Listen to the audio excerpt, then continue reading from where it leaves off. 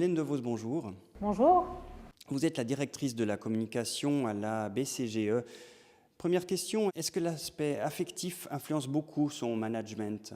Il est clairement prépondérant. L'aspect psychologique va largement intervenir dans la manière dont fonctionnent les membres de la famille.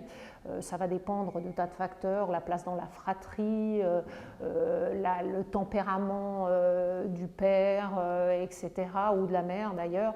Donc l'affect est très très important et on n'a plus l'objectivité nécessaire pour prendre les bonnes décisions, pour prévenir tout conflit potentiel.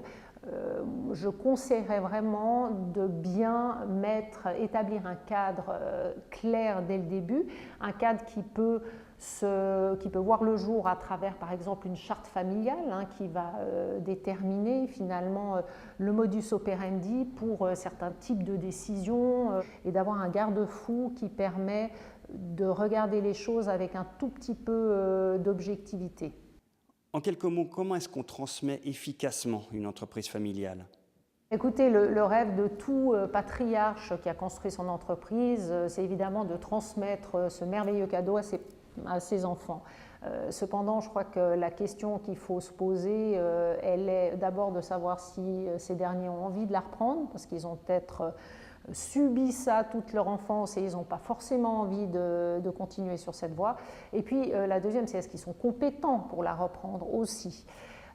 Quoi qu'il en soit, si les enfants devaient reprendre l'entreprise, je pense que c'est bien qu'ils aillent d'abord qu'ils se forment, parce qu'aujourd'hui on ne fait plus l'économie d'une formation quelle qu'elle soit. Ils aillent travailler avant dans une autre entreprise, avant de rentrer dans la leur. Donc il faut vraiment bien comprendre les rouages de son entreprise et puis pour pouvoir ensuite investir ce siège-là. Si aucun enfant ne veut reprendre, on peut aussi, pour conserver finalement notre aval sur l'entreprise, avoir un actionnariat, faire rentrer un actionnariat en gardant la majorité des parts, ce qui fait que comme ça on n'a pas l'impression de donner notre bébé à des étrangers.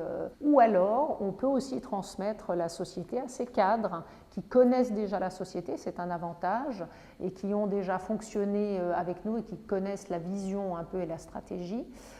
Mais quoi qu'il en soit, quand on est propriétaire et qu'on doit lâcher son bébé, la chose la plus difficile, je crois, c'est de lâcher prise. Donc il faut essayer d'accompagner pendant une certaine période intelligemment les nouveaux repreneurs, mais sans peser et accepter que les décisions soient différentes. Il faut leur faire confiance et puis accepter qu'on est à l'ère du 4.0 aussi.